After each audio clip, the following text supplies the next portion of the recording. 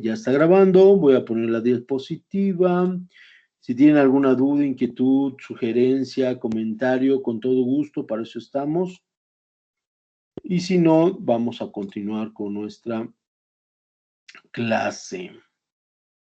La vez pasada estábamos hablando de la unión que existe entre la sociología, la psicología y la antropología.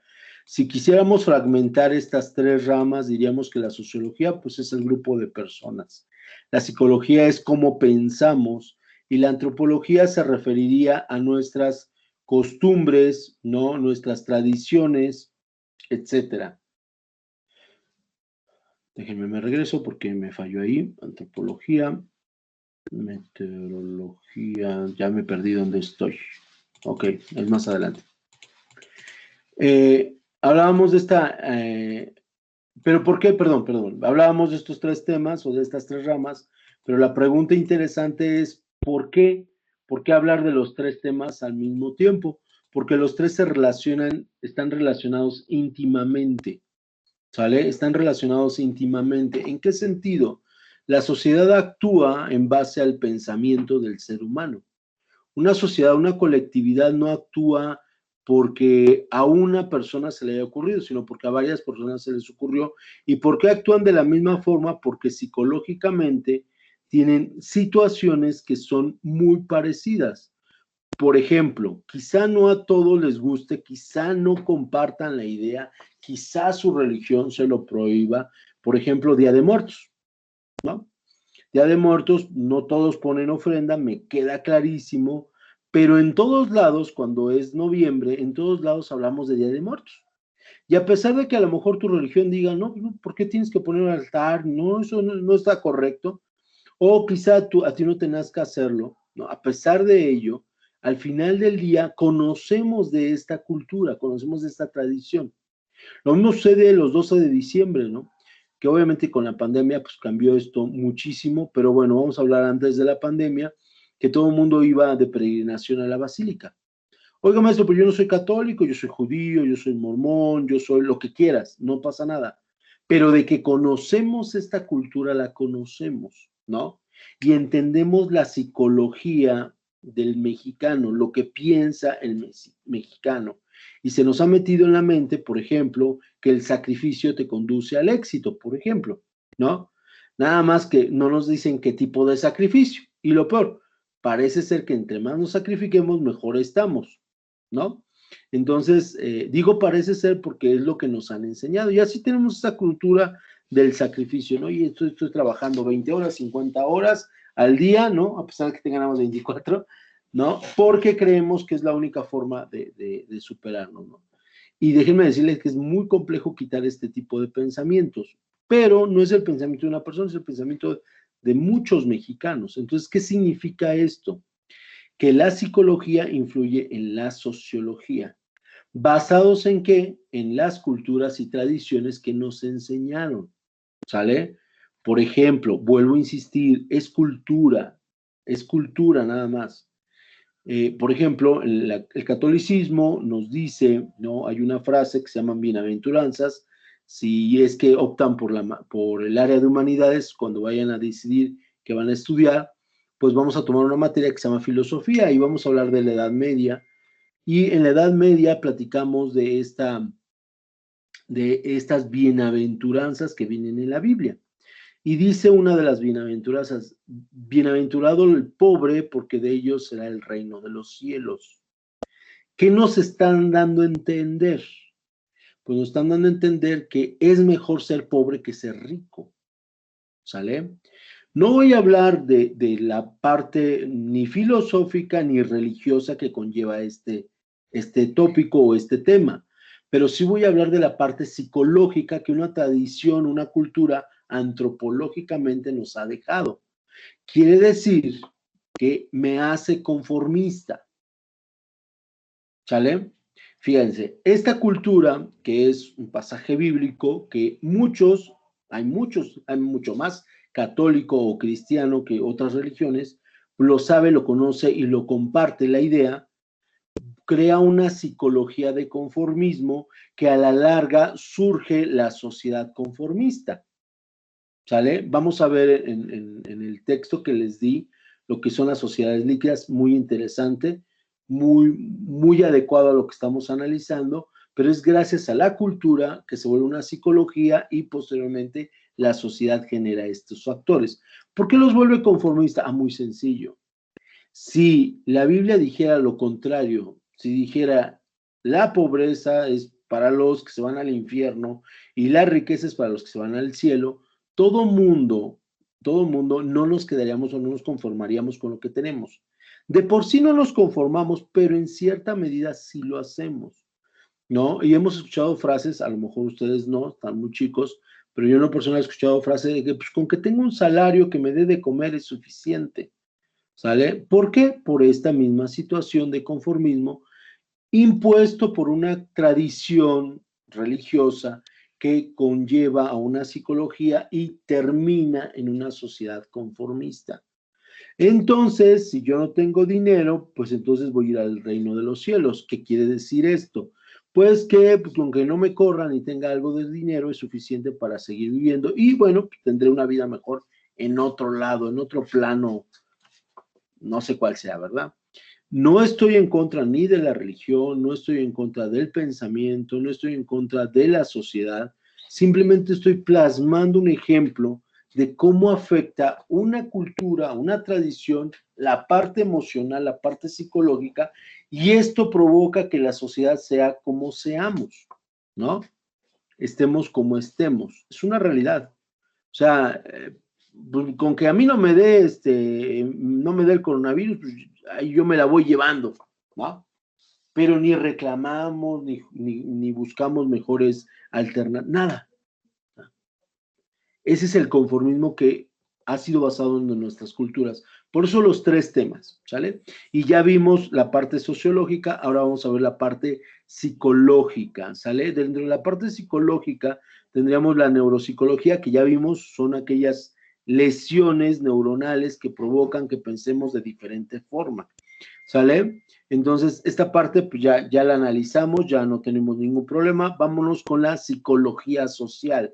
¿Qué es la psicología social? Dice, estudia la manera en que la presencia de otras personas impactan los procesos mentales de otra persona. Observen los dedos. Hay una pareja de dedos que están muy acurrucados o están muy enamorados. ¿Qué ven en ellos? ¿Qué observan en estos dos dedos? ¿Y qué observan del último dedo que está con una lágrima? ¿Quién me quiere dar su interpretación de lo que ven? Adelante, Cristina, por favor. Puedo interpretar que los dos dedos juntos son una pareja que se quieren y el otro, como es solitario, se siente triste y marginado. Excelente. Valerie, ¿tienes otra idea de esto o es lo mismo? ¿Piensas igual, Valerie? Sí, igual pienso lo mismo. Creo que el que está como solo, obviamente es como una persona soltera, es como un 14 de febrero. Donde... Ok, perfecto, excelente. El cómo hacemos cosas por otras personas, olvidamos a las otras o nos enfocamos en nosotros. Estoy de acuerdo. Fíjense, ¿por qué ven ustedes eso? Espera, ojo, muchachos, ojo. Si hay algo que en verdad les vaya, si hay algo que diga, que les ofenda, díganmelo. En verdad, yo no me ofendo y soy muy respetuoso y les pido una disculpa si llego a ofender a alguien. No es la intención, no es la intención, pero sí quiero que me entiendan, ¿no? Que me entiendan, dicen en mi pueblo, dicen en mi casa, que siempre hablamos como nos va en la feria, ¿no? Y lo que acaba de decir Cristina y nos acaba de comentar Valerie es una proyección de lo que hemos vivido. Incluso lo dijo Valerie, ¿no? Un 14 de febrero, ¿no? Nos acaba de ilustrar Valerie, pues digo, vuelvo a insistir, no quiero ofender a nadie, mucho menos, de qué es lo que vivió, ¿no? A lo mejor yo podría decir, escuchen, ¿no? A lo mejor yo podría decir, es que el novio la dejó, ¿no? ¿Por qué digo el novio la dejó? Porque yo he vivido, ¿no? Una circunstancia de la misma naturaleza. ¿Por qué ustedes no dijeron eso? ¿Por qué ustedes dijeron, es que yo me siento solo y eso? Perdón, no, el dedo se siente solo, porque lo han vivido. Esa es la psicología social. Cuando nosotros pensamos lo que hemos vivido en base a nuestras experiencias y justificamos a la sociedad en base a nuestras experiencias. No lo sabemos. Digo, la imagen no nos lo dice, nada más vemos a un dedo que está solito, triste, y a dos dedos que están ahí con arrumacos, ¿no? Pero igual y son hermanos, igual y son novios, igual y no sé, igual y el que está solito lo abandonó, igual y lo engañó, igual y nada más los está viendo y se siente triste. ¿Sí me debo entender? ¿Por qué pensar nada más una sola cosa? Porque es lo que vivimos. Esa es la psicología social. Ver algo socialmente y darle nosotros una atribución a ese algo, pero ojo, es en base a nuestra experiencia, porque no podemos hablar de algo que no hemos experimentado, ¿sale? No estamos mal, ojo, no estamos mal, pero fíjense cómo afecta la psicología a la sociedad, porque es lo que yo observo, es lo que yo veo, ¿sale?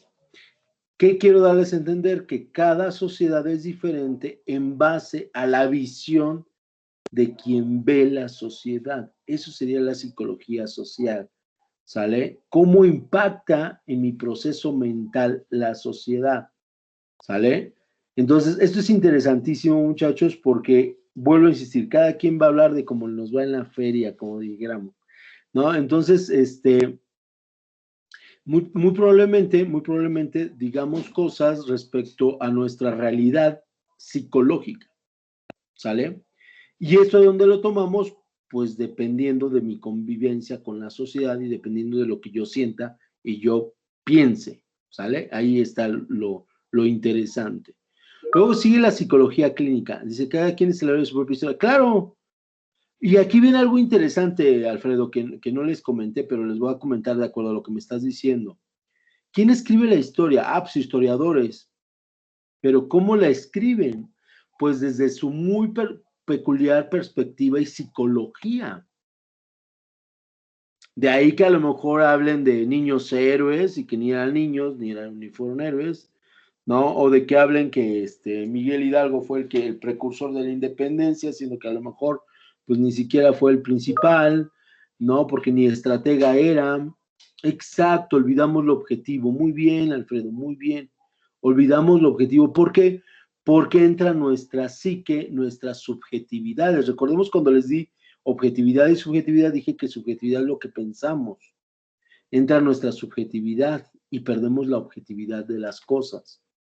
Excelente. De ahí la psicología social, ¿no? O sea, no es casualidad que creamos o de que escuchemos. A lo mejor yo no creo en situaciones conspiranoicas, ¿no? Es que es un virus que fue creado para matar a la raza humana, en por lo menos extinguir la mitad, y, o sea, yo no creo en eso, pero el hecho de escucharlo, mi psique me empieza a pensar, y dice, bueno, y si fuera cierto, esa es la psicología social.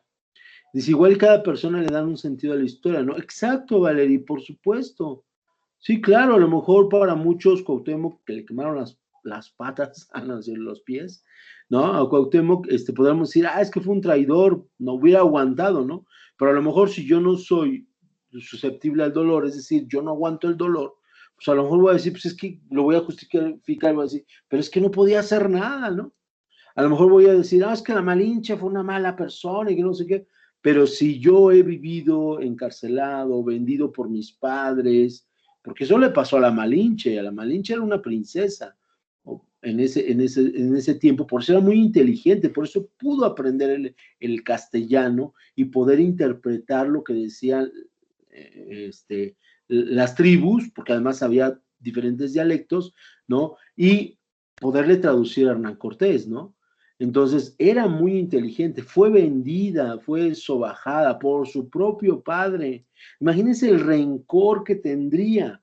Pero podemos tener estas dos perspectivas, decir, no, es que la Malinche fue una mala persona y se vendió por los lujos y los placeres, no, de Hernán Cortés, ¿no? No, a lo mejor era el resentimiento que tenía contra su raza, porque le habían traicionado al final del día, ¿no? Lo mismo sucedió con los tlaxcaltecas. ¿Por qué los tlaxcaltecas se unieron a Hernán Cortés? Pues porque evidentemente les había ido como en feria con los mexicas, ¿no? porque los mexicas no eran tan puros y santos, ellos llegaban, arrasaban con el pueblo, se llevaban a las doncellas, las violaban o las utilizaban como procreadoras, ¿no? Y a los hombres, algunos, no todos, los sacrificaban y otros tantos pues, los ponían a trabajar, o sea, no eran tan lindos los mexicas, ¿no? Entonces, vuelvo a insistir, cada quien va a escribir la historia de acuerdo a su perspectiva, de acuerdo a esta psicología social. Dice, depende de las cosas que en algún momento pasamos, se genera un tipo de juicio en nosotros. Correcto, correcto, muy, muy correcto. Exactamente, vale. Y ese se vuelve una psicología social. ¿Sale? Si yo ya supe que mis expresidentes me engañaron y alguien me dice que el presidente actual me está engañando, ¿qué crees que pienso? Pues que me está engañando. Porque ya mi psique, mi pensamiento sabe que el presidente engaña. Aunque ni siquiera tenga una prueba, creamos un juicio. En realidad sería un prejuicio, ¿no? Pues, excelente. Esa es la psicología social, ¿vale? Psicología clínica, muchachos. Dice, su estudio se basa en los procesos mentales y su problemática afecta a la calidad de vida de los individuos y las consecuencias de su comportamiento social. Esta psicología clínica sí se refiere a un individuo versus la psicología social que se refiere a un grupo de personas, pero si se dan cuenta estamos hablando de un individuo que ve a la sociedad y que aplica esta idea. Lo mismo sucede con la psicología clínica. Dice aquí mi adelante, ¿de quién está hablando? Hoy me llegó este paquete de Amazon. Adentro trae chicharrón. ¿Qué pasó ahora? Ah, ya, me colgó. Ok. Dice, doctor, dígame cómo hacer para dejar el vicio. Dice, vamos a iniciar sesión. ¿Qué estás pensando? ¿No? El vicio, pero me falta ahí de Facebook. Dice, vamos a iniciar sesión. ¿Qué estás pensando? Si no han entendido todavía el chiste está en lo que le dice el médico. Dice, vamos a iniciar sesión. ¿Estamos? O sea, también el médico tiene el mismo vicio. Facebook. Ya entendí, dice. ¿No? Ok, sí, se aplica para también una sesión de un psicólogo, pero en realidad está diciendo, vamos a iniciar sesión, ¿no? O sea, vamos a meternos a Facebook. Ok, bueno, ¿por qué se los digo esto? Porque eso afecta, una persona afecta a la sociedad, por supuesto, ¿no? A lo mejor un grano de arena, pues no forma la playa, pero gracias a ese grano de arena, en conjunto con más granos de arena, forman una playa, ¿ok? O sea, no debemos perder de vista la unidad. Por lo tanto, si la psique de la unidad se está haciendo, por ejemplo, desensibilizada, ¿no? Podría suceder, es una situación muy interesante que puede suceder, no estoy diciendo que suceda, el hecho de las redes sociales puede generar una sociedad desensibilizada, o sea, perder todos estos tipos de sentimientos, porque al final del día ya no estás viendo una persona, ya estás viendo nada más una pantalla, una imagen, ¿no? O buscar una tipo perfección, ¿no? Es que tiene que ser la mejor foto porque la voy a subir a Facebook y me tengo que ver, wow, espectacular, ¿no? O puede generar un factor superficial de las personas. Pero ¿qué creen? Le sucede a uno, pero le sucede a miles, a muchos.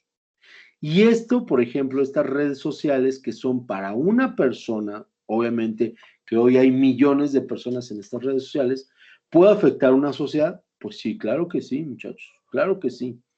Un dato curioso para que quede un poquito más claro esto de la psicología clínica y en relación, por ejemplo, a las redes sociales.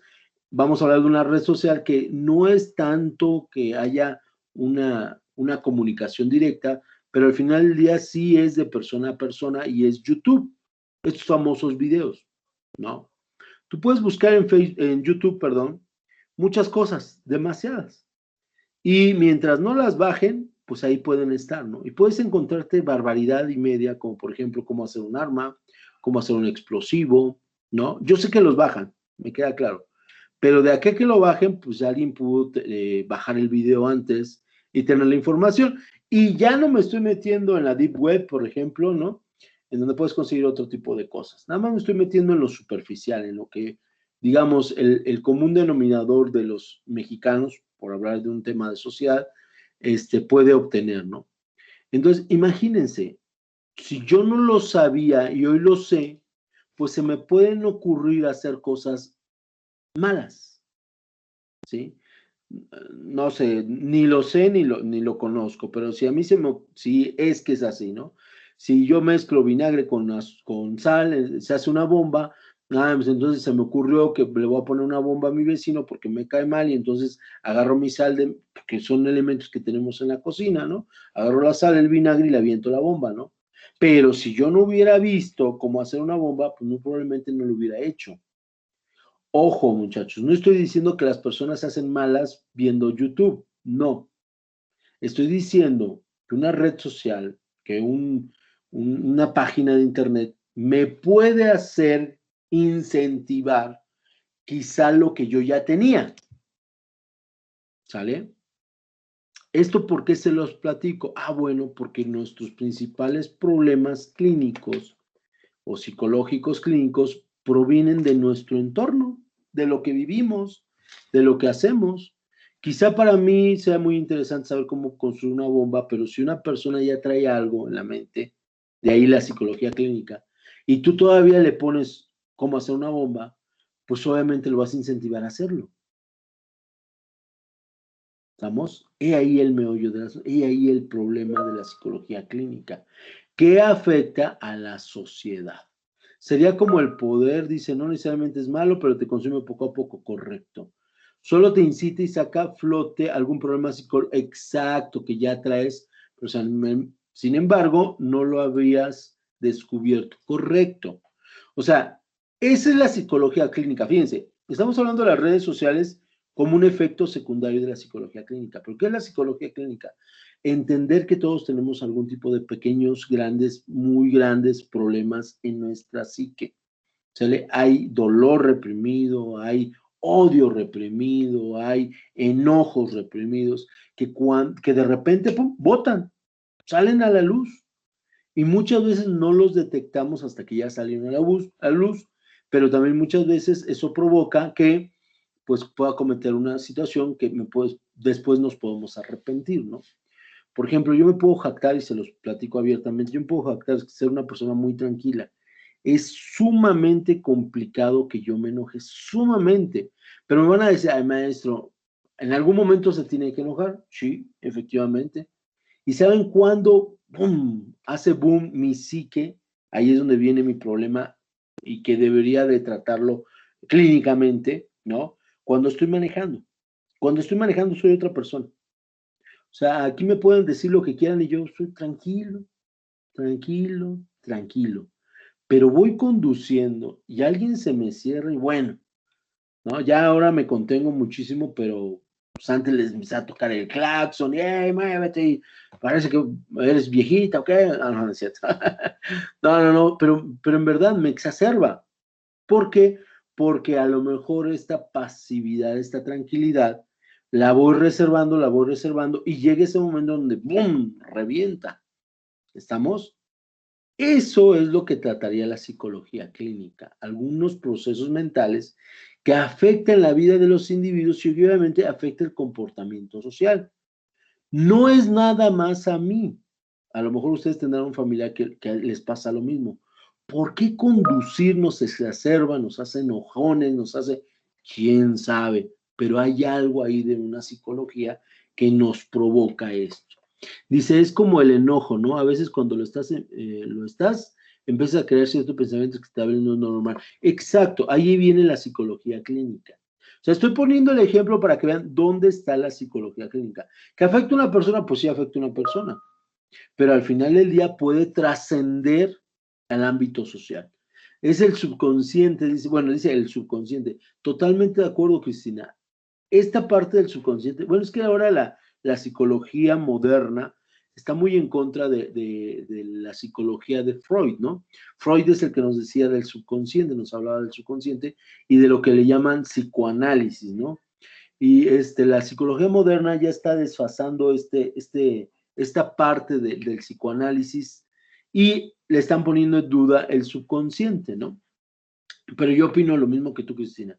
yo opino, mientras todavía no se dé un hecho, todavía podemos hablar del subconsciente. Incluso los que estudien psicología van a saber que les van a hablar del subconsciente, pero estoy hablando de la psicología moderna. Bueno, entonces sí, efectivamente proviene de un subconsciente, algo que no dominamos y que florece.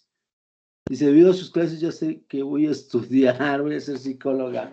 Excelente, vale. Y la verdad es que es una carrera muy bonita.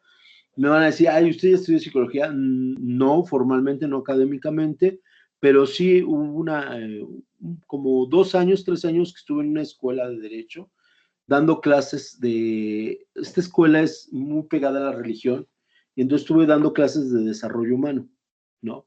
Y me metí a estudiar muchísimo psicología y son cosas muy interesantes, muy, muy, muy interesantes, ¿no?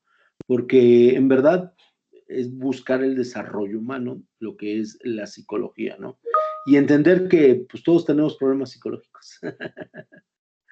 Exacto, el proceso mental, eso es lo que, Valerie, exactamente esa palabra tienen que aprenderse, chicos. Sí, la psicología estudia los procesos mentales, punto. ¿Qué significa procesos mentales? Como tú piensas de las cosas, nada más. Hablábamos del optimismo, ¿no? Vaso medio vacío, el medio lleno. Olvídate de optimismo o negativismo o pesimismo, olvídate de eso. La forma en que tú lo ves, perdón, el proceso mental que tú ocupaste para decir que estaba medio lleno, medio vacío, esa es la psicología. ¿Sale? Y es muy interesante cómo utilizamos nuestros procesos mentales, ¿no? Entonces, eso. Y bueno, ya la psicología clínica, pues es entender que todos tenemos problemas, ¿no? Psicología forense, muchachos. La psicología forense lo que busca es el por qué los criminales actúan de la forma en cómo actúan. Si habrá alguna situación en la mente que cambie, que provoca que los delincuentes actúen de esta forma, ¿no? Ahí hay infinidad de teorías. Por decir, hay una teoría que nos dice que en la pituitaria, si no me recuerdo, se desarrolla más y entonces crea delincuentes. Está interesante, ¿no? Hay otros que dicen que no, que todos tenemos un cerebro de delincuente, nada más que algunos lo sabemos tranquilizar, apaciguar, y por eso no cometemos delitos, ¿no? Esmeralda, adelante, tienes uso de la palabra. Bueno, por ejemplo, yo la otra vez escuché que supuestamente muchos delincuentes mostraban indicios desde pequeños, ahora sí que maltratando mascotas, matándolos o haciendo cosas contra un animal pequeño. Entonces ese era un pequeño indicio de qué es lo que tenía y eso es lo que ahora sí que te dicen que más o menos veas eso y si llega a pasar eso, que traten al niño para evitar situaciones más grandes. Más graves posteriormente. Principalmente eso surge en los psicópatas. Es que soy muy feo eso de la palabra psicópata, parece que estás loco, no. Una persona psicópata es una persona que tiene un problema mental. Es una persona que no tiene esa sensación de empatía. O sea, yo veo a un niño llorando y yo me siento mal. No es mi hijo, no es nada, pero siento esta situación de empatía. Un psicópata no la siente. Pero no podemos decir, es que está mal del cerebro. No, no, no, no. Tiene por ahí alguna problemática que no le permite tener estos sentimientos. Hay que tratarlos, ¿sale? Los esquizofrénicos. Es una realidad, muchachos. Está documentado, o sea, es cierto que hay una voz que les dice, mátalo, mátalo, mátalo, mátalo, mátalo. Y si no tomó su medicina, lo va a hacer. Adelante, Valerie, me levantaste la mano. Hace rato, bueno, usted dijo de que bueno, que todos tenemos cerebro, o bueno, sí, pensamiento de Hay una asesino. teoría que dice que todos tenemos cerebro Bueno, colectivo, ¿no? yo igual había escuchado eso, pero más sin embargo decían que de cierta forma nosotros, o sea, sí todos lo tenemos, pero que no ha habido como un incentivo para hacerlo, porque por ejemplo, muchas veces hemos visto los casos de los asesinos y así, en lo cual la mayoría, o sí, en cierta parte la mayoría, pasaron por circunstancias muy feas desde pequeños, entonces crearon como ese pensamiento. Entonces es lo que dicen mucha gente, que a lo mejor nosotros no lo hemos tenido porque hemos tenido a lo mejor una buena niñez, una buena adolescencia en cierta parte, pero hay gente que no y por eso lo desarrolla más rápido y no sabe cómo controlarlo.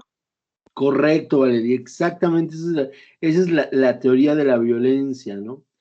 Dice, solo hace falta un mal día para asumir al hombre más cuerdo del mundo, la locura, así de lejos está el mundo de donde estoy yo, solo un mal día. El Joker, exacto. Fíjate que no recordaba la frase, pero es correcto, es correcto. Bueno, esta teoría sí lo dice. No estoy diciendo que crean en esa teoría o que dejen de creer, ¿no? Pero hay un fundamento muy básico que a mí me gustó mucho de esa teoría, la violencia en el ser humano.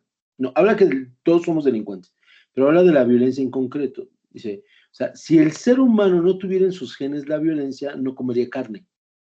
O sea, incluso acabo de ver una película, 12 monos, ¿no? Y dice, los animales son tus amigos, no es tu comida, ¿no? O sea, ¿cómo es posible que tienes mascotas, que las acaricias, y por otro lado estás matando una res para comértela, ¿no? El problema, el detalle es de que yo, Juan, yo, estoy acariciando a mis perros, pero yo no maté la res. Alguien más la mató por mí. Sin embargo, en mis genes, pues, sí está ese grado de violencia, porque en un momento dado, si yo tengo hambre y no hay quien me mate la res por mí, yo la voy a matar. Si no hay quien me mate la gallina por mí, yo la voy a matar. Si no hay quien me mate un conejo por mí, yo lo voy a matar. O sea, en los genes sí lo tenemos, pero como dice Valerie, no lo hemos despertado. No hemos tenido ese mal día, como dijera, nos lo platica Jesús, ¿no? De la filosofía del Joker, ¿no? No hemos tenido un mal día, pero en realidad ahí está, nuestro ADN es así, porque por siempre fuimos cazadores, recolectores, o sea, al final del día así somos. Ok, perfecto, la teoría del caos, estamos metiendo en otra situación, pero muy igual, ¿no?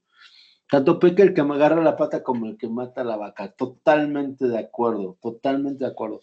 Quizá yo no la mate, pero yo, gracias a mí, porque yo compré la carne, pues mataron a la vaca. Entonces tengo la misma culpa, claro. Pero hablando de esa psicología, de este entorno psicológico, pues la violencia la tenemos en nuestra mente, ¿eh? La violencia está ahí. La violencia existe. La violencia existe. Déjenme contestar rapidísimo un mensaje. Rapidísimo, perdónenme chicos, pero es de la escuela.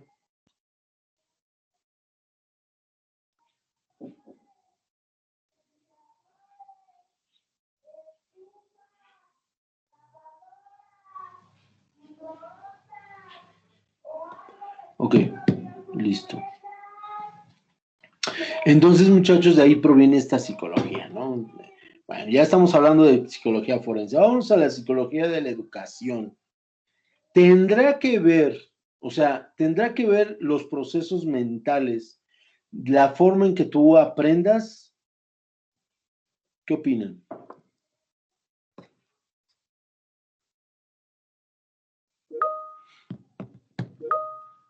Claro, por supuesto. Sí, de ahí hay algo que le llamamos, que a mí me gusta muchísimo y que lo he estudiado, lo he tratado de poner en práctica, pero luego se me complican las cosas. Cada que aprende de diferente manera, exacto. Una pauta de yo enseñar es el famoso aprendizaje significativo, ¿no? Este aprendizaje significativo, así que su nombre lo dice, significa, ¿no? Significa que para ustedes les causa ruido en su psique. Así es, fíjate, Cristina, acabas de dar un meollo muy interesante, ¿no? Un tema muy interesante. Totalmente de acuerdo, también es de las personas autistas, ¿no? Pero primero les estoy hablando de la enseñanza y ahorita les voy a hablar del aprendizaje, porque al final del día la educación se refiere a ambas partes. ¿Estamos? Correcto, correcto, Alfredo, muy bien. Esto es por parte del aprendizaje, ¿no? ¿Qué es lo que significa o qué es lo que les quiero dar a entender con el aprendizaje, con la enseñanza significativa? Que yo tengo que hacer que ustedes en su psique les interese el tema que les voy a dar. ¿Y cómo logro eso? Pues poniendo ejemplos que afecten su psicología. Los dedos los puse porque yo sabía que ustedes iban a reflejarse en esos dedos. Pero si yo pongo un par de abuelitos, un par de viejitos, si uno está llorando, pues a lo mejor me hubieran dicho, es que está enfermo, ¿no? Y entonces no lo sienten tan de ustedes. En cambio les pongo los dedos y lo sienten de ustedes. Eso es aprendizaje significativo. El sentir, el mezclar sentimientos con lo que voy aprendiendo, ¿sale? Pero eso es en la parte de enseñanza. Ahora viene la parte de aprendizaje. Pero le doy uso de la palabra a Valeria. Adelante, Valeria. Gracias. También puede ser que las técnicas que enseñan muchas veces no son las mejores porque, por ejemplo, hay maestros que enseñan nada más como para los auditivos porque no ponen ejemplos y hay maestros que nada más enseñan para los visuales que nada más ponen imágenes y no ponen texto y a lo mejor no se les facilita y en ese caso tampoco es llamativo, ¿no? Y tampoco la gente va a aprender si no te acomodas a los alumnos, porque al final de cuentas sonará feo, pero al final de cuentas los maestros están para enseñarle a los alumnos y también se tienen que acoplar a los alumnos, no todos pensamos y tenemos las mismas capacidades de aprender. Correctísimo, vale, correctísimo. O sea, ese es un gravísimo problema que tenemos. Y digo gravísimo problema porque es complicado, no crean que es sencillo. Los tipos de aprendizaje, no inteligencias, como nos estaba platicando Cristina, los tipos de aprendizaje, ¿no? Estamos el kinestésico, el auditivo y el visual, ¿no? Entonces yo estoy hablando y los auditivos están felices porque me están escuchando, ¿no? Se llega a ir el audio de la computadora y se enojan porque es que yo quiero escuchar al profesor, ¿no?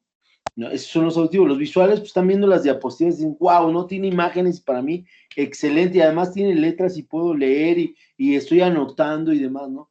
Y el kinestésico es el que necesita movimiento, ¿no? A lo mejor ya no lo estoy viendo, pero igual están brincando o están bailando, ¿no? Enfrente de la clase y sin problema. ¿Por qué? Porque necesitan movimiento.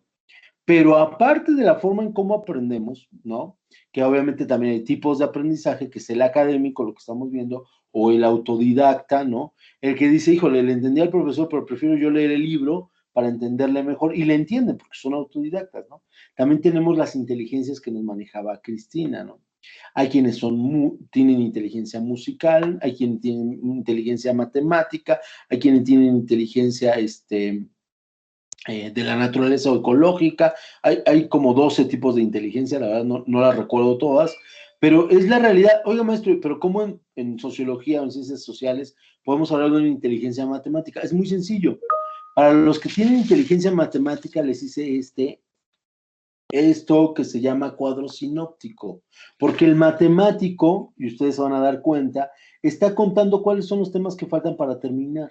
Está viendo que fueron 3 divisiones y que además tienen 7 elementos cada división. O sea, ese es el pensamiento matemático, esa es la inteligencia matemática, ¿sale? El músico, pues es el que canta casi cuando está estudiando, ¿no? Sociología y psicología, antropología, porque la música es lo único, incluso está poniendo música cuando está estudiando porque es lo que hace que recuerde lo que está viviendo. Entonces, pensar en buscar la forma de captar todas las inteligencias, captar la forma de estudio, captar los tipos de estudio, es complicadísimo, pero de eso se trata la psicología de la educación.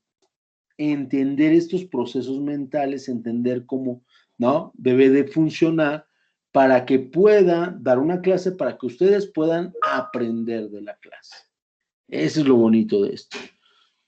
Así es. Los que se aprendieron yo no me las aprendí así. Yo no tengo memoria musical. Los que aprendieron las tablas con 1 por 1, 1 por 2, ¿no? Quiere decir que tienen una memoria musical. Así de sencillo. Y en verdad, yo no. Yo, cuando estoy estudiando, me ponen tantita música o la televisión tanto con sonido. Yo las pruebas que tenía, las más difíciles pruebas que tuve, o sea, de exámenes y demás, me levantaba a las 4 de la mañana y me ponía a estudiar porque a esa hora no hay ruido. Y me aprendía todo de volada, 4 o 5 de la mañana me levantaba y a las 7 hacía el examen o cualquier cosa y sin problema. Yo solo me sé el abecedario en inglés por la canción. Ya ves, Regina, tienes memoria musical. No significa que los que tienen memoria musical nada más son musicales. No, tienen muchísimos. O sea, nos podemos ir compaginando. Hay algunas cosas que sí somos musicales, en otras somos matemáticos, en otras somos naturales, porque también hay muchos que hablan mucho de la naturaleza y todo el tiempo están hablando de la naturaleza, y hay varias inteligencias, la verdad les digo, es como 12, ahorita se me olvidan, pero sí hay muchísimos tipos de inteligencia y son muy interesantes todas. Vuelvo a insistir, la idea de este tema, la idea de lo que estamos abordando es entender qué es la psicología de la educación. Me pueden decir, pues es bien sencillo, se para una persona, les da el tema y se acabó. No nada más es dar el tema, porque no nada más se refiere a la razón, eso ya quedó en el pasado. O sea, yo tengo la razón, les doy la razón y se acabó. 1 más 1 es 2, se acabó. Se lo aprenden de memoria y si no, pues están reprobados, ya. No. Ahora es buscar la forma en que tu psicología entienda que es 1 más 1. Y ahora también es buscar la forma como alumno de cómo aprender desde mi agrado, desde mi punto de vista, ¿no? Cómo aprender yo de las cosas, ¿no? Y esa es otra situación muy interesante. Esa es la psicología de la educación, de eso se trata, ¿vale? Bien, pues ahí terminamos la psicología y empezamos con la antropología, ¿sale? Dijimos que la antropología se refiere a épocas pasadas, sí, pero vamos a encerrarlo en una sola palabra, costumbres. Costumbres se refiere a lo que nos impusieron y que hacemos reiteradamente, que quizá posteriormente podemos decir que ahora ya nos gusta y lo volvemos un valor. Bueno, sí, podría ser, pero empezó todo con una costumbre. A los que les di ética, creo que les di este ejemplo, y si no, bueno, pues se los estoy dando desde ahorita, ¿no? ¿Qué es una costumbre? A los 3, 5 años me dijeron, te tienes que lavar los dientes, ¿no? Y yo no quería lavarme los dientes. No, pero ¿por qué? Ya, vete a lavar los dientes. ¿Ya te vas a dormir? Sí, ¿ya te lavaste los dientes? No, pues vételos a lavar, ¿no? Y yo con enojos y con malestares, pues ya me iba y me lavaba los dientes, ¿no? Esa es una costumbre, ¿sale? Porque me la impusieron. Y yo la hice reiteradamente, diario, lavarme los dientes. Después, ya que empecé a creer, de que empecé a perder dentadura y dije, ay, qué importantes son mis dientes, le di un valor. Eso es otra cosa. Pero todo empezó por una costumbre. Eso es lo que quiero que vean, ¿sale? Y esa es nuestra antropología. Por lo tanto, cuando hablamos de antropología cultural, pues parece que hablamos de costumbres. ¿Por qué? Porque cuando esta costumbre que yo tengo en mi casa, hay muchas personas que tienen la misma costumbre, se vuelve una cultura. Vamos a poner un ejemplo. ¿Sí o no es cultural o es cultura que en la época de los mexicas sacaran corazones, ¿no? Y lo ofrendaran a los dioses? Claro. Pero ¿cómo sucedió todo? ¿Cómo creen que haya sucedido todo? Pues muy sencillo. A un sacerdote se le ocurrió decir, pues si le saco el corazón, igual el Dios me va a favorecer con lluvia y entonces pues, va a llover, ¿no? E hizo el intento. Sacó el corazón y dijo, ¡ay, llovió! ¿No? Entonces lo platicó a lo mejor al Huey Tlatoani, al gran Tlatoani, al gran rey, al gran señor, ¿no? Y le digo, ¿y qué crees? Pues le saqué el corazón a una persona y entonces, no. Híjole, ¿en serio? Ching, como que, pues bueno, a ver, ven Juan, no, es un ejemplo, ¿no? Porque ni siquiera se llamaban Juan, ¿va? Ven Juan, ven y saca el corazón. No, como que es que ves, vayas y se lo saques, ¿no? Entonces te obligan, lo haces, lo vuelves a hacer, se vuelve una rutina, cada cambio de mes o de temporada tienes que sacar el corazón a alguien, ¿no? Que después ya lo ves el punto positivo y dices, ay, caray, llovió, si le saqué el corazón, pues ahora le saco el corazón a 2 cuates, ¿no? Ya le das un valor, sí, pero todo empieza por una costumbre que se va generalizando y esa generalización son nuestras culturas y tradiciones. Día de Muertos, en chiquito te dijeron, tienes que poner ofrenda. No, pero no quiero, que en la escuela te obligan a poner la ofrenda y si no te van a reprobar, pues ahí vas y pones la ofrenda, ¿no? ¿Estamos? Pero cuando ves que todo el mundo pone ofrendas, se vuelve una cultura o una tradición. Esa es la gran diferencia entre costumbre y cultura. La cultura son costumbres generalizadas, o sea que muchos hacen la misma costumbre. Pero si la costumbre es impuesta, la cultura también es impuesta. Sí, claro, por supuesto. El poner una ofrenda nos lo impusieron y a muchos. El caminar el 12 de diciembre a la basílica se lo impusieron y a muchos. Que si después nosotros lo hacemos por gusto, ya cambió, ya no es nada más una cultura, ahora ya es un valor. Ok, pero antes de que sea un valor, antes de que tú le des la importancia, nos lo impusieron y se lo impusieron a muchos. Esa es la verdadera cultura. Suena medio raro, pero no. Así es como funciona y entonces tiene sentido la antropología cultural. Se ocupa de la descripción y análisis de las culturas, ¿no? Un antropólogo se va y se mete a una etnia y empieza a preguntar, oye, ¿qué hacen aquí? No, pues los 12 de diciembre nos vamos en caminata al cerro de fulano de tal. ¿Por qué? Pues porque es nuestra cultura. Ah, bien, excelente. ¿Siempre lo han hecho? Sí, siempre lo hacemos. Okay. Así funciona, ¿eh? O sea, ustedes les pueden preguntar a muchas personas que tienen culturas, o sea, que tienen tradiciones, y le pueden preguntar, ¿por qué lo hacen? ¿Quién sabe? Pero lo hacemos. Pregunten. Cuando observen un fenómeno de esta naturaleza, una tradición de algún pueblo, de algún lugar, pregúntenle, ¿por qué lo hacen? Y la mayoría les va a decir, no sé, o pues creo que se hace por, pero no hay un dato así fidedigno y correcto de por qué lo hacen. ¿No? Y he andado por México, por algunos lugares, y lo he preguntado, oye, ¿pero por qué lo haces? Porque es tradición, es cultura. Hace muchos años que fui a San Miguel de Allende, hacían la San Miguelada, que es como la pamplonada de España, es decir, sacan toros y los dejan correr en las calles y allá andan las personas corriendo que no los vayan a embestir los toros, ¿no? Bueno, entonces yo le pregunté, ¿y por qué lo hacen? Porque es tradición. Bien, bien. Porque fue impuesto, muchachos, se los impusieron a ellos y ellos lo hicieron sin ni siquiera pensar por qué lo hacen. Esa es la antropología de la cultura. Entender, analizar las culturas. El que hace la cultura, el que tiene la tradición, muchas veces ni siquiera lo entiende. Y entonces llega un antropólogo, se mete y dice, oye, ¿por qué haces la San Miguelada? Pues quién sabe, pero es tradición, ok. Y empieza a buscar datos históricos y te dicen que, pues resulta ser que la primera vez que hicieron esto fue a raíz de España, que llegó un español y dijo, ¿por qué no nos dejamos correr a los toros? Y entonces nos vamos y nos ponemos a festejar y bla, bla, bla. Entonces proviene de este español, ¿sale? Y entonces vamos entendiendo de dónde sale esa cultura y esa tradición. El que la hace muchas veces ni siquiera entiende por qué la hace, pero las personas que se dedican a la antropología cultural se dedican a ver por qué surgieron esas culturas, esas tradiciones. ¡Tarán! Eso es a lo que se dedica la antropología cultural. ¿Cómo saber qué culturas y tradiciones tenían antes de que, por ejemplo, tuviéramos un escrito o que los escritos que tuvieran se hubieran perdido con la arqueología? Me queda claro que la arqueología saca huesos y te da un dato histórico de que a lo mejor un cadáver tiene aquí más de 1000 años, ¿no? En X lugar de México, por decirlo, ¿no? Pues sí, pero no es por decir, wow, hay un cadáver de 1000 años atrás, no.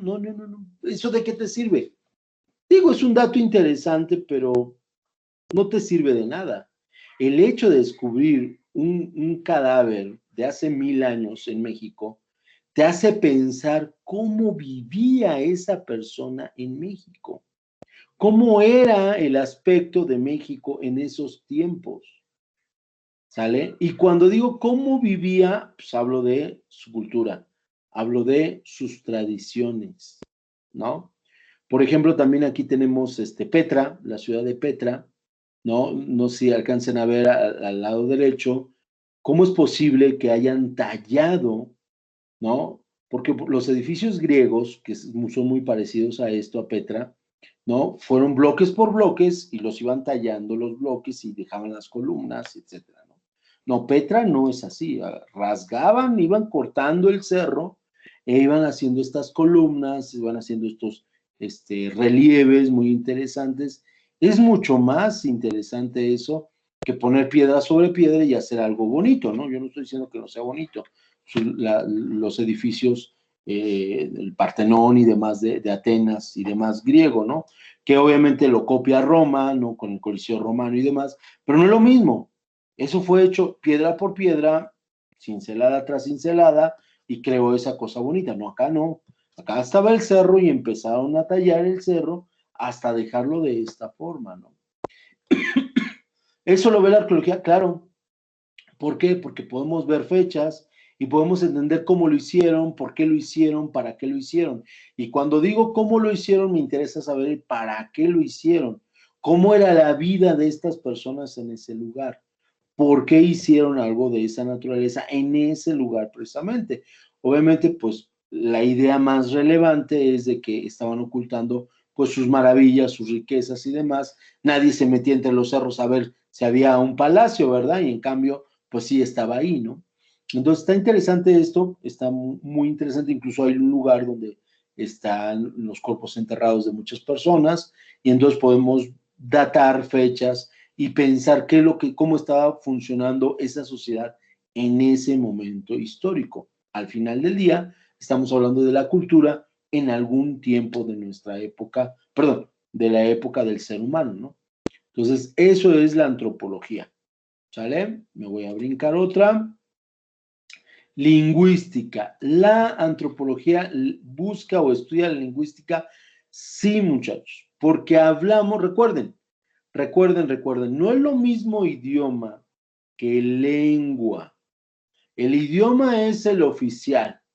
Si yo quiero hablar con propiedad, agarro mi diccionario de la Real Academia Española y busco las palabras, y si no están ahí, no estoy hablando de forma correcta.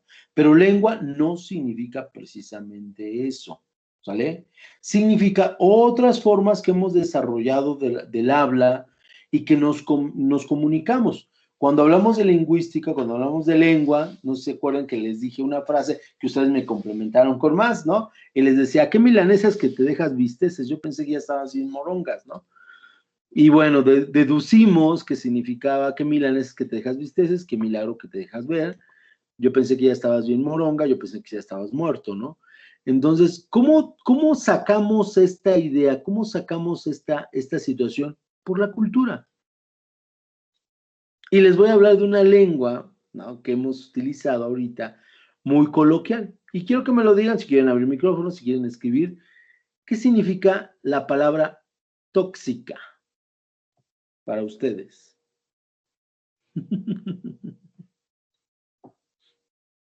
Adelante, Valerie. Pues, por ejemplo, mucha gente la utiliza como para decir que una relación es tóxica cuando la relación no va bien, cuando luego hay maltrato, cosas así, o por ejemplo, cuando muchas veces o mayormente se ocupan en las mujeres que son como que muy controladoras en decir, no, es que dime tu horario, pásame tu dirección ahorita, en tiempo real, o algo así. Claro, claro. Pero ¿estás de acuerdo, Valerie? Y de acuerdo a lo que dice Irving y Cristina, obviamente, dice mi novia, Carla. ¿Estás de acuerdo, Valerie, que es una palabra de nuestro momento? Sí, realmente creo que se ocupó, bueno, se empezó a ocupar mucho en estos tiempos porque como que todas empezaron a hacer así y de hecho hubo un tiempo en que era como que muchas lo hacían más que nada como por tipo moda o así, entonces pues sí. Ese es el lenguaje que estoy hablando dentro de la lingüística dentro de la antropología. Es eso exactamente. Que hoy todo el mundo decimos, es que eres bien tóxica, ¿no? Y perfectamente, inmediatamente se nos viene a la mente la palabra celosa, la palabra controladora. Y dije tóxica porque también es algo connotativo, ¿eh? O sea, me van a decir, es machista, maestro. Estoy de acuerdo. Pero no lo dije yo, ¿eh? O sea, no decimos tóxico, decimos tóxica, porque nos referimos al género femenino, ¿no? Y esto es bien curioso, pero ojo, no estoy diciendo que sea correcto ni que sea incorrecto, lo único que estoy diciendo es de que así lo estamos utilizando y es una palabra de nuestro lenguaje contemporáneo. Claro, pero la toxicidad en sí es una palabra que se utiliza más en química, ¿no? ¿Y qué significa? Que hay una armonía en los químicos y un químico altera esta armonía en los químicos, por eso se vuelve tóxico, ¿no? ¿Qué tiene que ver eso con los seres humanos? Bueno, pues a lo mejor por analogía diríamos que una persona tóxica es una persona celosa, controladora, etcétera, etcétera, etcétera, ¿no? Claro que también muy válido, que como dice Cristina, comportamiento inapropiado, ¿no? Es un comportamiento inapropiado. Sí, pero la palabra quizá podríamos decirla de otra forma. Porque manipulador, exacto, ¿no? Pero ¿por qué utilizamos esta palabra? Porque nuestra cultura actual la está utilizando. Ahí les va otra palabra. ¿Qué significa meme? Elimina la armonía del ser humano. De acuerdo. ¿Qué significa meme? Imagen de risa. Pero búsquelo en el diccionario, no aparece ni siquiera la palabra no existe. Adelante, Cristina. Podría definirlo como un texto breve acompañado de una imagen que se burla de los acontecimientos actuales. Claro. A ver, Cristina, ya que tienes el micrófono abierto, ¿tú aceptas los memes? O sea, ¿ves memes y te gustan los memes? Depende qué tipo sean, pero en general sí. Claro, yo creo que es algo muy normal, pero es una contradicción de nuestros tiempos, porque el meme al final del día es un bullying. Piénsenlo, analícenlo, piénsenlo, no me crean. ¿O no, Cristina? Al final del día estamos haciendo bullying contra otra persona. Sí. ¿No estamos? Entonces, nos quejamos del bullying, pero vemos memes. Digo, Cristina, no estoy ofendiendo mucho menos. Yo también, y en lo general, pues me causan mucha risa y bueno, ¿no? El mexicano lo ve todo chusco, ¿no? Y yo creo que si no lo viéramos así, también podría ser contrario o malo para el mismo mexicano, ¿no? Es humor negro, dice Alfredo. Correcto, Alfredo, ¿no? O sea, es correcto. Pero al final del día la palabra meme la inventamos. Bueno, no nosotros, ¿verdad? Pero se inventó. A veces sí se le ingenia. Sí, claro, hay memes muy, muy buenos.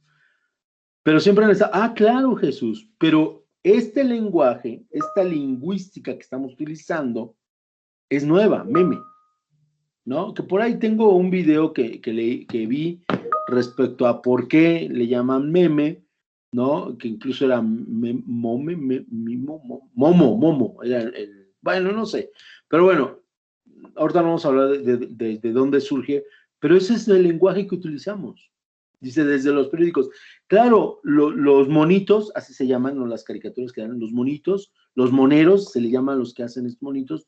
Desde siempre pueden encontrar el periódico de 1917, cuando era la revolución, la independencia y demás, no la revolución, van a encontrar, sí, porque en 1917 la creación, sí, termina la revolución, perdón, se fue, van a encontrar monitos, o moneros, que eran los que hacían los monitos, o imágenes que se burlaban de muchas cosas. Pues ese también era meme, ¿no? Además que la palabra viene apenas a decir que utilizamos esta lingüística. Dice, o si los grasos, ya no va con el tema. Solo dan actualizando conforme a los temas de relevancia de las características. Exacto. Entonces, al punto donde yo quiero llegar, muchachos, nada más es al siguiente. Nuestro lenguaje se compone de la forma en cómo culturalmente lo veamos, ¿no?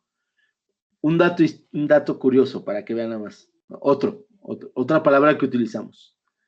Llegamos a un lugar y ¿qué es lo primero que decimos cuando son familiares o conocidos? Ya llegué.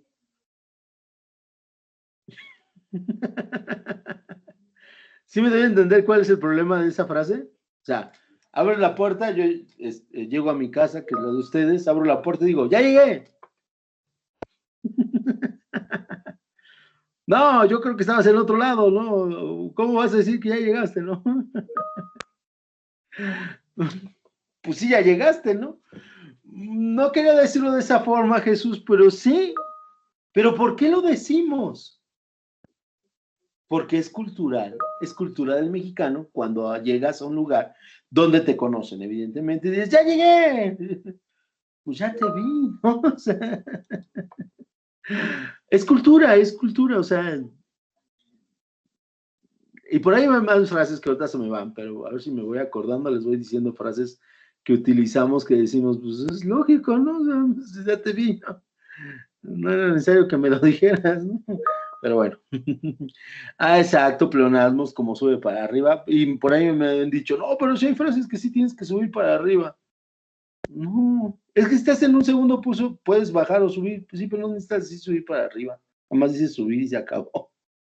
Pero sí, hay muchas frases que utilizamos que, pues, o al revés, ¿no? ¡Ay, ya llegaste! No. Estás viendo un espectro, yo no estoy aquí todavía. También esa, ¿no? Ya llegué, sí, pero también el otro lado, ¿no? Te ven y dicen, ¡ah, ya llegaste! No estoy aquí. Entonces, sí, ese es el lenguaje que lee o que estudia la antropología. La antropología física, ya platicamos de ella, es cuando eh, campos de arqueología de nuestro origen animal, nuestra naturaleza biológica determinada. Todavía no existía el hombre como tal, el homo. Recordemos que el primer hombre fue denominado homo y el primer homo que existió fue el Homo habilis. Fíjense, ¿por qué le denominaron homo a este Homo habilis? No por su razonamiento, sino por su destreza. El Homo habilis, que es lo que tenemos más antiguo, digamos, del primer Homo, es aquel que pudo emplear herramientas. El hecho de tener una lanza, que era un palo con una punta afilada, es porque ya sabía hacer herramientas esta persona, este hombre, y entonces fue el primero, no precisamente el Homo erectus, el Homo habilis. Fíjate, te voy a explicar algo, Alfredo. Digo, me puedo equivocar, Alfredo, no soy antropólogo, me puedo equivocar. El Homo erectus, hay varios tipos de Homo erectus, ¿no?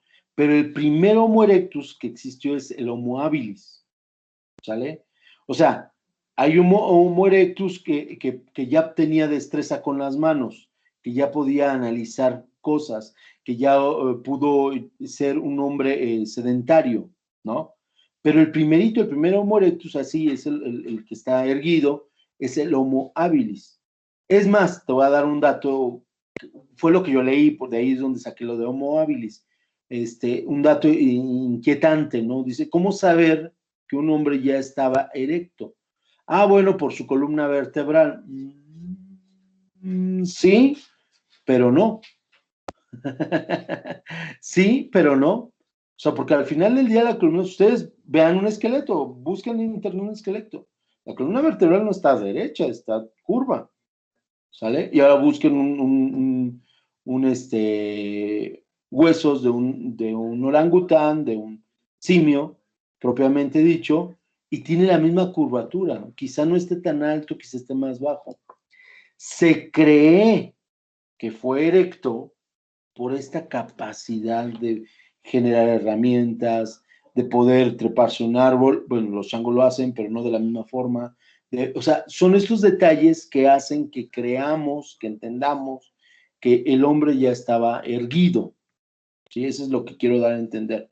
Entonces, de ahí que, sí, el Homo erectus es el primero, sí, pero el Homo erectus es una etapa muy grande. El primero, digamos, Homo erectus se llama Homo habilis. Pueden buscarlo, investiguenle. Si estoy mal, díganmelo con todo gusto. Puedo equivocarme, no soy antropólogo. No soy antropólogo. Y el dato histórico, precisamente porque lo busqué, el dato histórico es que el ser humano tiene aquí, o el Homo, este Homo habilis tiene aquí 2.5 millones de años.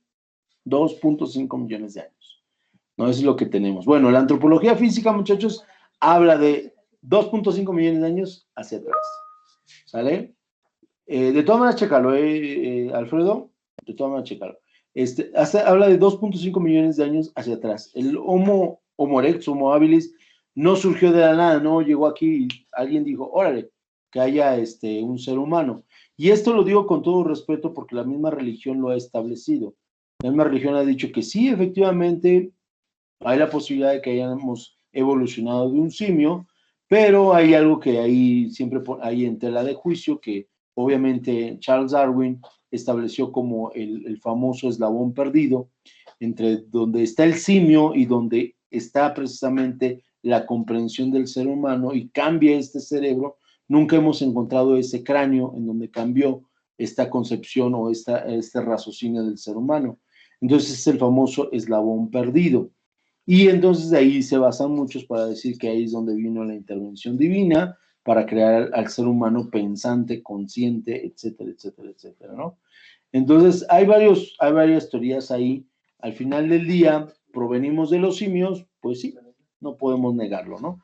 Entonces, todo eso, esa situación de los simios y esa cultura, nos puede enseñar a nosotros a entender nuestro entorno. ¿Qué opinan? ¿Sí o no? Si yo estudio un simio, ¿podría entender por qué el ser humano actúa como actúa? ¿Sí o no? Adelante, Cristina. Considero que sí, porque debido a la evolución es probable que aún mantengamos determinadas características o conductas. Correcto, correcto, Cristina. Claro que sí. Les voy a recomendar un libro, creo que está en internet en PDF, se llama El mono desnudo. Desnudo, de Desmond Morris. Desmond Morris. Muy interesante, es un ensayo que nos plantea precisamente cómo la actitud del simio todavía la tenemos nosotros, todavía tenemos hoy muchas situaciones respecto a lo que hacían los simios. Hay un video también, espero localizarlo, lo quería para esta clase, pero no lo localicé, pero en cuanto lo localice se lo subo, en donde nos platica cómo socializan los simios, que es la misma forma en cómo socializamos nosotros. Dato curioso, dato antropológico, yo sé que estoy tratando con chicos de 15 años y que son muy responsables en los temas que tocamos, evidentemente.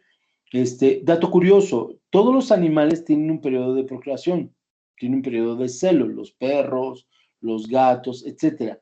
A excepción del ser humano y de una clase de simios, que ahorita se me va, por eso no quiero buscar el video, una clase de simios que pueden tener relaciones, en este caso sexuales, vamos a decirlo de esta forma, pueden aparearse, ¿no? En cualquier momento, tal como lo hacemos los seres humanos. Recordemos, somos los únicos, bueno, a excepción de estos simios, que podemos tener apareamiento en cualquier día, cualquier momento. Todos los demás animales hay periodos exclusivos para tener apareamiento. Entonces, esto es muy interesante. Y viene otra parte interesante.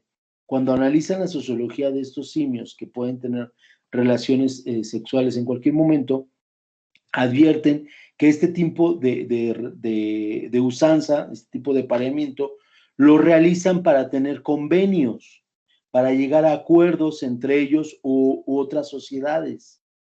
Fíjense cómo los simios aplican esta parte sexual, digámoslo de esta forma, en arreglos, en convenios. Entonces, por decirlo, ¿no? Si hay una manada de simios de esta, no me acuerdo cómo se llama, voy a buscarla. Oh my God, como los humanos. Es lo que quiero que vean. Hay una manada de simios donde ya se quedaron sin bananas, es un decir, porque no a todos los simios les gustan las bananas, pero lo tenemos generalizado. Y esta otra manada sí tiene bananas, pues entonces van las mujeres, bueno, van las simias, las hembras, para no decir mujeres, van las hembras, se aparean con los machos de esta otra manada y les regalan alimentos.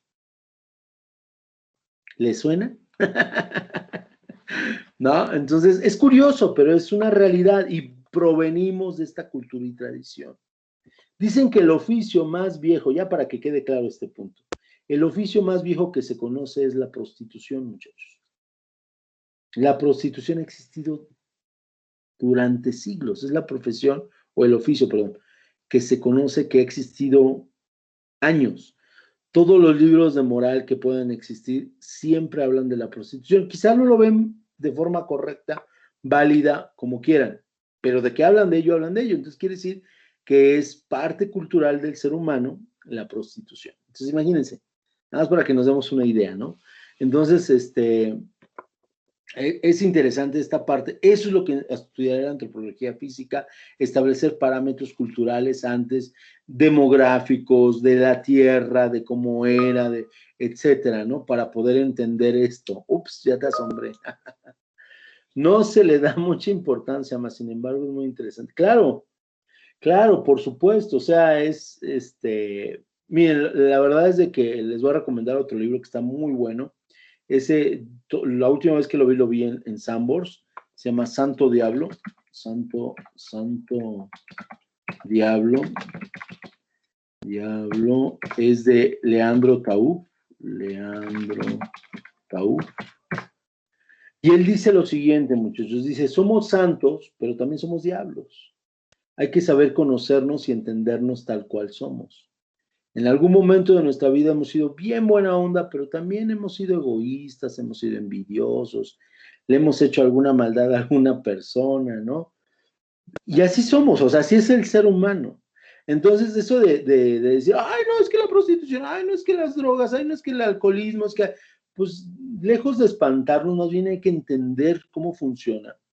Y lejos de decir, ah, entonces quiere decir que ustedes aprueban la prostitución, la drogadicción, el tabaquismo, no es que lo apruebe, es de que debemos entenderlo para poder saber cómo funciona y por qué no debo acercarme, por ejemplo, al tabaquismo, a la drogadicción, ¿no? O sea, ¿por qué no? Solamente hasta que lo entiendo, comprendo por qué no debo de acercarme. Así es. Ojo, eso de disfrutar se puede entender por otra situación. No, muchachos. Yo no les voy a dar un dato curioso. Yo le digo a mi hijo, tiene 18 años. Estuvo en la prepa, ya se los he platicado, igual ahí en Unitec, incluso ahorita está estudiando en la universidad de Unitec, y yo le decía, mira, yo no te puedo decir que no, por sí que no tomes, yo tomo, ¿no? Yo no te puedo decir que no fumes, aunque yo no fumo, yo no te puedo decir que no te drogues, aunque yo no me he drogado nunca, ¿no? Yo no te puedo decir qué es lo que puedes hacer, lo que no puedes hacer.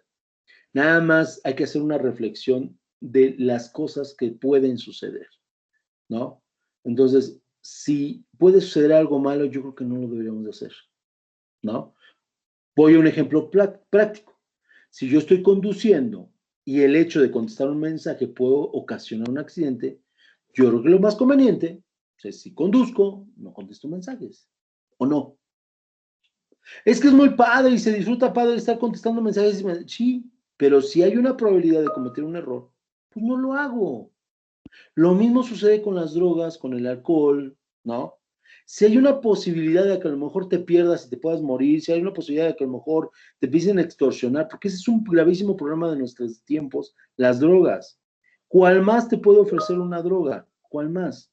Pero después te vas a ser consumidor y después vas a buscarla y después te puedes meter en un problema o te pueden extorsionar o cualquier situación por esta situación de sentirte bien, entre comillas. Si ya lo sabes, ¿para qué te metes en ese mundo? Y algo que yo le decía también a mi hijo y se los comparto a ustedes es, si yo compro un cigarro, si yo compro una bebida alcohólica, ¿no?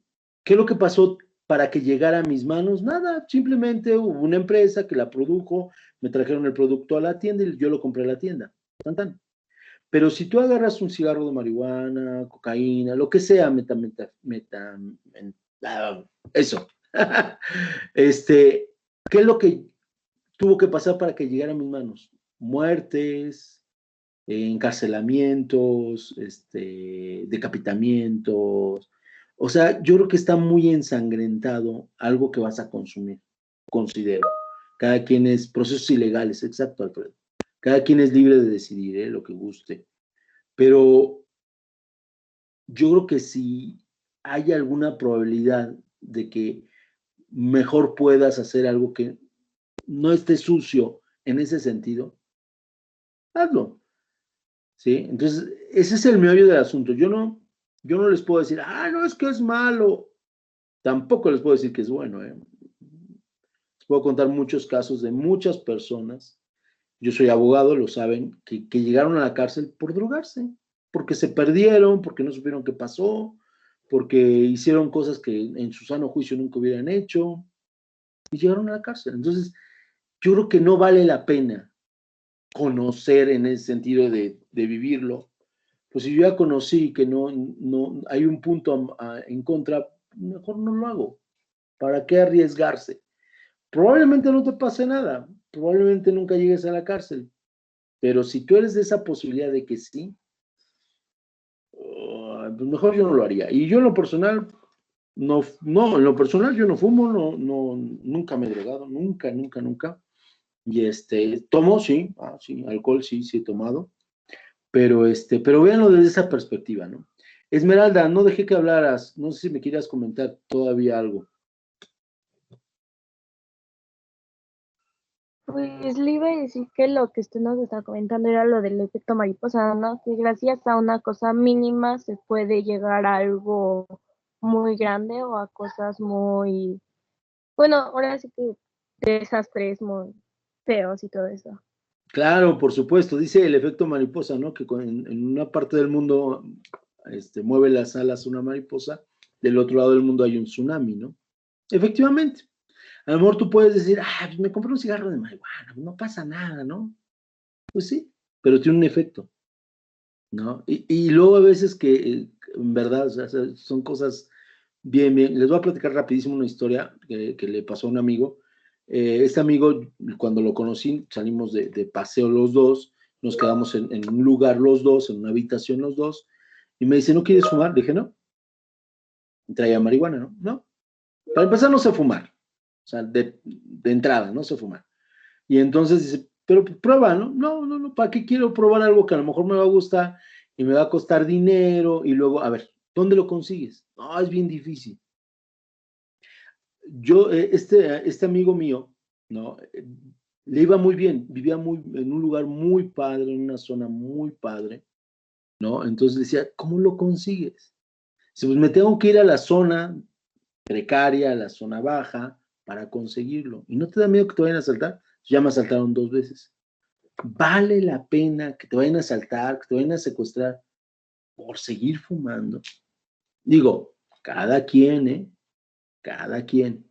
Pero yo no me arriesgaría. Y al rato, pues lo empezaron a extorsionar. Sabes que sí te la vendo, pero además tienes tú que vender. No, pero no voy a vender, ¿cómo crees? Pues no te la vendo, pero además ya sé dónde vives, ya te seguí, ya te ubiqué, ya. Y me lo empezaron a extorsionar. Y le dije, ya ves, ese es el verdadero problema. Que si tú te quieres, perdón por la expresión, chicos, y espero no ofender a nadie, que si tú te quieres morir drogándote, que te pasó la droga y te quedaste en el viaje, tu problema. Es tu problema, pero el problema no es ese, el problema es todo lo que conlleva, ¿sale? Ojalá las personas que agarran el celular y están conduciendo y se estrellan, se murieran nada más ellas. No, ya mataron a otra persona, se llevaron a un niño, y lo peor, ni te mueres y te llevan a la cárcel porque una vida vale $1,000,000 y quizá no tengas seguro del auto, o estabas tomando y entonces no lo va a operar, o sea, hay un trasfondo, muchachos, que hay que ser responsables de nuestros actos. Es lo único que les diría, ¿no? Hay que saber saber entre andar en el fuego y no quemarse. Pues sí, pero de una u otra forma andas en el fuego. Yo, la verdad, yo evito el fuego. Yo, la verdad, yo trato. Y se los comparto, se los digo. Hay quienes defienden a narcotraficantes. Yo tuve la oportunidad de defender a un narcotraficante. No lo hice. Y muchos me dijeron, es que fue poca ética. Sí, muy poco ético, pero no lo voy a hacer. Un abogado está para defender, estoy de acuerdo, pero yo no lo voy a hacer. No lo voy a hacer y no lo hice y estoy seguro que me fue bien. Estoy seguro que me fue bien. Sí, porque te metes en ese terreno, muchachos, y es camisas de 11 balas. Te andan buscando policía, te intervienen teléfonos, o sea, es complicado. A lo mejor hubiera ganado bien, a lo mejor ni siquiera me hubieran conocido en las clases, pero a lo mejor yo me hubiera muerto. Así tenía un amigo. Empezó a defender a secuestradores, le fue súper bien, llevaba con unos trajes de 200,000 pesos, plumas de 15,000 pesos, vehículos de 1,000,000 de pesos, ¿no? Pero le duró el dinero a lo mejor 5 años y lo mataron, le dieron un tiro en la frente. ¿Por qué? Por el medio, ¿no? Digo, no estoy diciendo que a mí no me pueda pasar, a lo mejor me quieren robar y me dan un tiro y se acabó, ¿no? Y a lo mejor me están robando una bicicleta, no un carro de 1,000,000, ¿no? Pero me puedo meter al fuego y no quemarme, o mejor ni me meto al fuego. Ya es decisión de cada quien, ¿eh? Es libre albedrío, muchachos. Entonces, eso es lo que maneja la antropología física. ¿Por qué en América no encontramos vestigios antiquísimos de cultura? Pues porque se entiende que el ser humano surge en África y se va yendo a otras partes del mundo, como es Europa, ¿no? Y después con las glaciaciones pasa por el estrecho de Bering, América, y es por eso que los hombres más antiguos de América se encuentran al norte y los más recientes se encuentran hacia el sur. Se entiende que por eso sucede. ¿Quién nos lo dijo? La antropología física, que se encargó de estudiar a los simios, a los animales, antes de que existiera el ser humano y entender, por si lo de la Pangea cuando toda la Tierra estaba unida y se ha ido fragmentando y se ha ido dividiendo, ¿no? Entonces se va entendiendo todo esto en base a los descubrimientos de la antropología física, ¿sale? ¿Dudas hasta aquí, muchachos? ¿Inquietudes? ¿Datos que quieran comentar? ¿Alguna situación? Todo bien, profe. Excelente, excelente. Pues vamos a cambiar de diapositiva rapidísimo para hablar de la sociedad. Ahora sí vamos a entrar de lleno a la sociedad. Este tema me gusta más hablar de la sociedad porque nos empieza a enfocar directamente a nuestro devenir, a nuestra vida práctica. ¿Sale? Gracias, Brian. Gracias, Bruno. Gracias, Valerie. Gracias, Cristina. Dicen que ninguno. Excelente, excelente, ¿no? La sociedad nos llega a entender por qué actuamos de la forma en que actuamos, por qué pensamos de la forma en que pensamos, a pesar de que sea psicología social, pues va el fin de todo lo que acabamos de ver de la antropología, de la sociología y de la antropología, sociología y psicología, perdóneme, es la sociedad como tal, y es lo que vamos a ver en estas diapositivas. ¿Qué es la sociedad? Pues sencillo, el cúmulo de personas que comparten una o varias características en común, podríamos ponerle ahí entre comillas, cultura, e interactúan entre ellos. Puede ser una relación por el idioma, por una ideología, por un territorio, por un gobierno, creándose algo que es bien padrísimo, identidad. Y en un sentido de pertenencia, además de compartir objetivos, ¿vale? Viene mi pregunta interesante, muchachos, viene la pregunta interesante. ¿Por qué tenemos apellidos? Y hay dos respuestas a esa pregunta, pero quiero que me digan ustedes por qué creen que tenemos apellidos.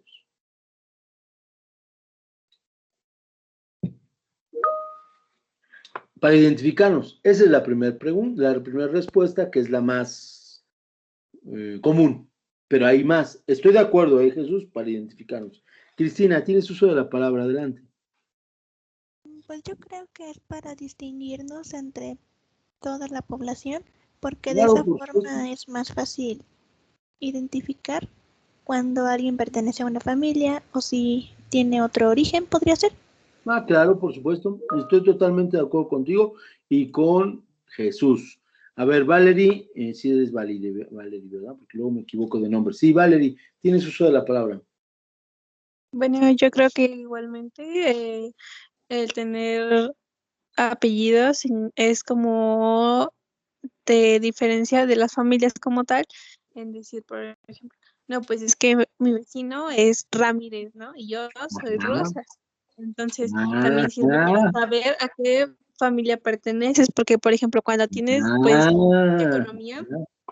economía, puedes decir, no, pues es que te reconocen por tu apellido y eso no va a hacer que te confundan con otra persona, no va a ser que digan, pues es que la que tiene dinero es las familias Rosas, no la familia Ramírez. Exacto, ¿no? Entonces, a ver, dato interesante que nos acabas de decir, Valerie, para sentirnos pertenecientes a, ¿sale? Ese es nuestro concepto de sociedad. Sí, claro, tenemos apellidos por identificación, porque viene en el INE, porque viene en mi acta de nacimiento, ¿no? De por sí, Juan Manuel Ávila debe haber como unos 100, pues ya le pones el Escorcia, pues ya cambió, ¿no? Lo mismo aquí sucede con Valerie y Priscila, pues deben haber, no sé, unas 20, ¿no? Por lo menos en la ciudad. Le pones Rosas y a lo mejor las disminuyes a 10, le pones García y ya se disminuyó a 3, quizá, o menos, ¿no?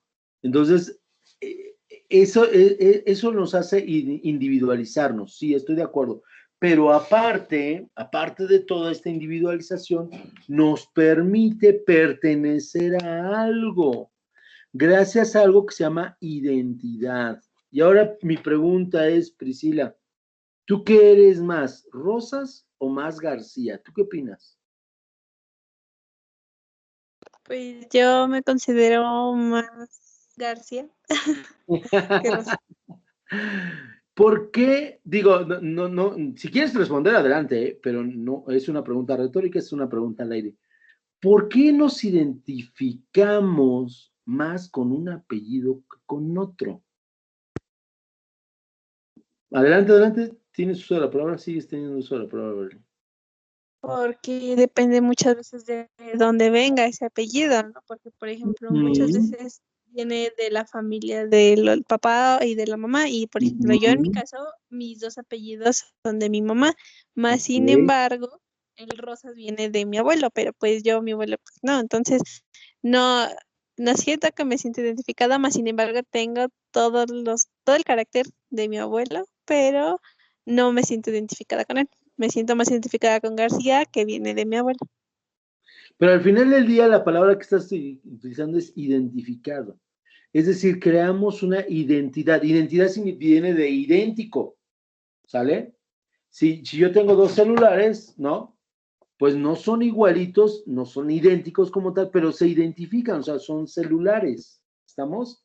Entonces se identifican. Quiere decir que buscamos una empatía, una igualdad, y esta igualdad nos identifica con esa familia, esa persona, lo que sea. La sociedad se crea por identidad y pertenencia. No se crea porque me obligan a. No, muchachos. Llega un momento en nuestra vida que a lo mejor dicen, bueno, y te puedes salir de tu casa, sí, a lo mejor tengo la capacidad, pero no me quiero salir. ¿Por qué? Porque estoy identificado con mi familia y pertenezco a mi familia. Eso es lo que crea una sociedad.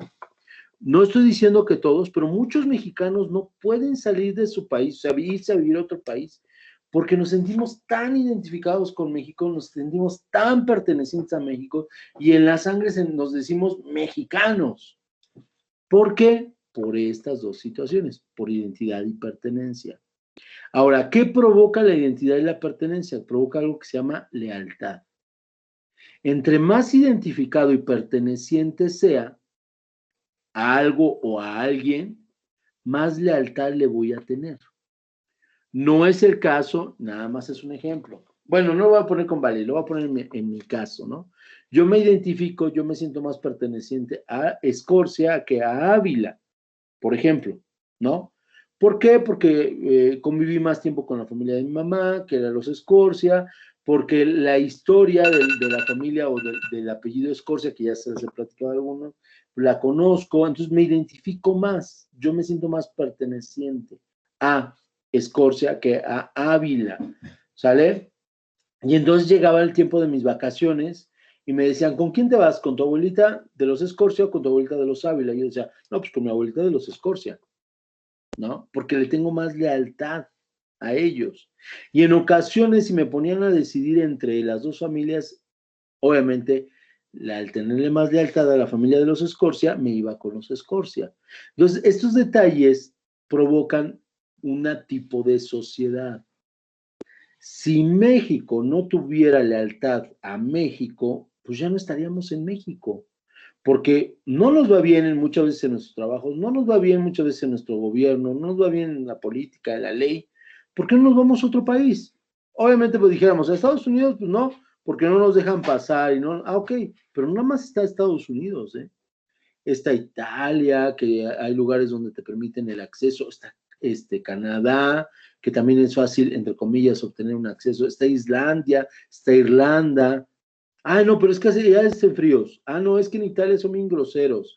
Ah, no, es que en Alemania parece que me están gritando. Ah, no, es que, ¿por qué? Porque solamente tenemos identidad y pertenencia hacia México y por eso le tenemos lealtad y por eso no nos vamos, aunque sea injusta en muchas medidas, la vida en México, por ejemplo, ¿no? ¿O cómo voy a dejar a mi familia? Pues llévate a tus papás, ¿no? Pero mis abuelos y mis tíos y mis primos, ¿cómo los voy a dejar? En realidad tenemos una lealtad. Entonces el meollo del asunto, muchachos, el meollo es encontrar esta identidad y esta pertenencia en algún grupo social. ¿La necesita el ser humano? Sí, pero hay veces que no la tiene. Muchas veces nos sentimos tristes, nos sentimos agobiados porque parece que no encajamos en ningún lugar.